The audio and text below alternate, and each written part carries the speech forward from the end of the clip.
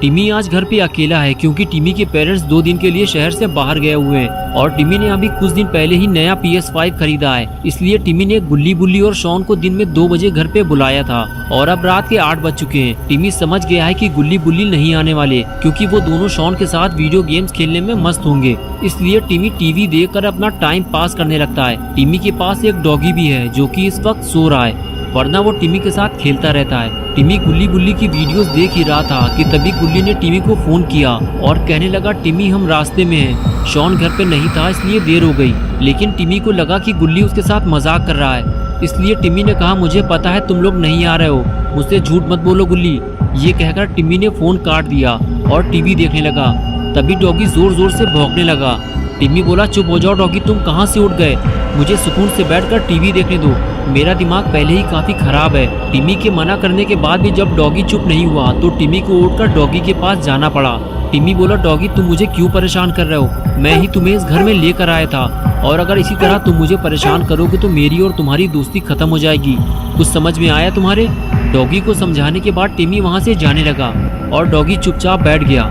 लेकिन टिमी के वहाँ से जाते ही डॉगी फिर से उठकर खड़ा हो गया और भौंकने लगा। लेकिन टिमी नहीं जानता कि डॉगी यूं ही फालतू में नहीं भौंक रहा है, उसने किसी अजनबी इंसान को घर में घुसते हुए देख लिया है और वो टिमी को अलर्ट कर रहा है कि सतर्क हो जाओ, घर में कोई अनजान इंसान घुस आया है। लेकिन टिमी नहीं समझ पाता कि डॉगी उसे क्या कहना चाहता है और उसे ऐसा लगता है कि डॉगी शायद भूखा है, इसलिए वो उसके लिए खाना लेने जाने लगता है। ठीक है चुप हो जाओ डॉगी, मैं तुम्हारे लिए खाना लेकर आता हूँ, ये डॉगी मुझे सुकून से बैठने नहीं देगा। टिमी ये सब सोच ही रहा था कि तभी घर की लाइट चली गई और पूरे घर में अंधेरा हो गया।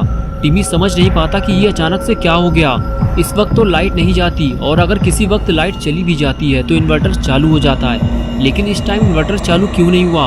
कहीं डॉगी ने तो कोई काम नहीं बनाया। टिमी को बैकयार्ड में जाकर देखना होगा। टिमी घर के बैकयार्ड में रखे हुए इन्वर्टर को देखने जाता है। तभी उसे अपना डॉगी वहाँ पर नहीं मिलता जहाँ वो उसे थोड़ी देर पहले छोड़ कर गया था। टिमी परेशान हो जाता है कि आज डॉगी को क्या हो गया है, ये इतनी अजीब हरकतें क्यों कर रहा है। टिमी डॉगी को ढूंढने लगता है और कुछ देर बाद उसे डॉगी भौंकता हुआ दिखाई देता है। लेकिन टिमी समझ नहीं पा रहा है कि डॉगी आखिर किस चीज को देखकर इतना भौंक रहा है। टिमी समझ जाता है कि कुछ गड़बड़ तो जरूर है, वरना डॉगी ऐसी हरकत कभी नहीं करता जैसी वो आज कर रहा है। टिमी डरते डरते आगे बढ़ता है और देखने की कोशिश करता है कि आखिर ऐसा क्या है जिसने डॉगी को इतना परेशान कर रखा है। लेकिन यहाँ भी ऐसा कुछ नहीं है।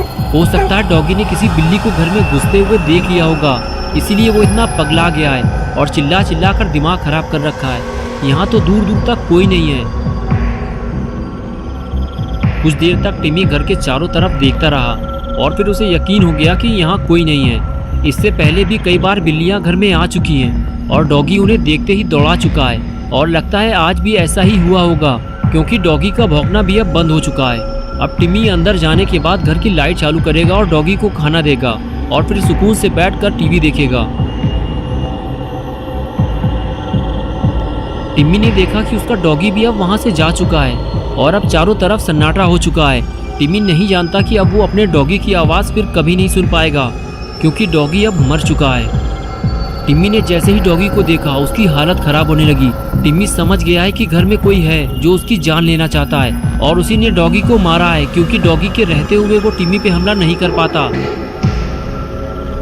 टिमी फौरन भागता हुआ आता है और गुल्ली को फोन लगाता है और पूछता है, तुम लोग कहाँ हो गुल्ली, मेरे घर के अंदर कोई घुस आया है और उसने डॉगी को मार दिया है। गुल्ली कहता है, हम लोग घर पहुँचने ही वाले हैं टिमी, तुम घबराओ मत। लेकिन घर में कौन घुस आया है, क्या तुम उसे जानते हो? टिमी कहता है, नहीं मैंने तो उसे देखा ही नहीं है, सिर्फ डॉगी ने ही उसे देखा था और वो मारा गया है। गुल्ली ने कहा, जाओ जितने जल्दी हो सके कहीं सेफ जगह छुप जाओ या घर से बाहर भाग जाओ, जब तक हम लोग ना आ जाएं बाहर मत निकलना। टिमी कहता है, मुझे बाहर जाने में डर लग रहा है गुल्ली, मैं घर के अंदर ही कहीं छुप जाता हूँ, अभी वो घर के अंदर नहीं आया है। टिमी का इतना कहना ही था कि वो शैतान घर के अंदर घुस आया जिसे टिमी पहली बार देखने वाला है और इसको देखने के बाद टिमी शायद अब और किसी को नहीं देख पाएगा।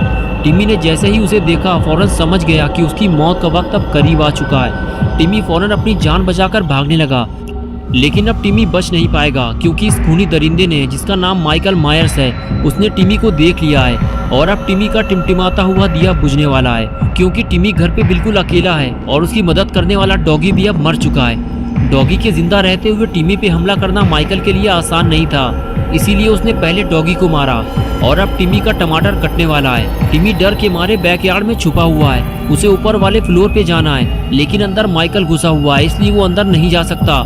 लेकिन जैसे ही माइकल बाहर आता है, टिमी फौरन छुपता हुआ अंदर की तरफ भागता है, लेकिन कोई फायदा नहीं हुआ क्योंकि एक बार फिर माइकल ने टिमी को भागते हुए देख लिया है। टिमी जल्दी जल्दी सीढ़ियां चढ़ते हुए सीधे अपने मॉम डैड के रूम में भागता है और माइकल उसे देखता रहता है कि वो कहाँ जा रहा है और फिर वो भी सीढ़ियां चढ़ते हुए ऊपर जाने लगता है। टिमी अब माइकल के ट्रैप में फंस चुका है। अगर टिमी घर से बाहर भागता तो माइकल के लिए उसे पकड़ना मुश्किल हो जाता।